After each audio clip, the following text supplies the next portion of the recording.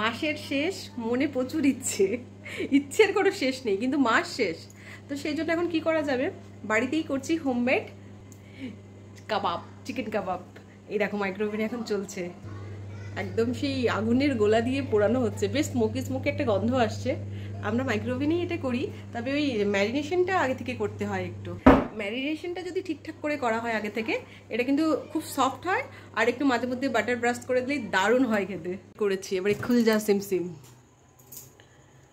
এই হয়ে গেছে পুরো একদম দোকানের মতো। এদিকে একটু স্যালাড পেঁয়াজ কুচিয়ে নিয়েছি, শশাটা নেই বাড়িতে আপাতত, আর একটু লেবু দিয়ে দেবো ওপর থেকে, আর একটু বাটার ব্রাশ করবো। নিয়ে একটা একটা করে রাখ, গরম প্রচণ্ড।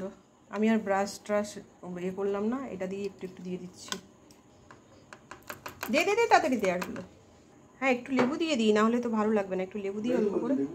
কষ্ট করে করেছি, আগে আমি খাই তারপরে দেখছি। তুই ওয়েট কর। খুব ভালো হয়েছে, খা খা, ভালো হয়েছে। চলো।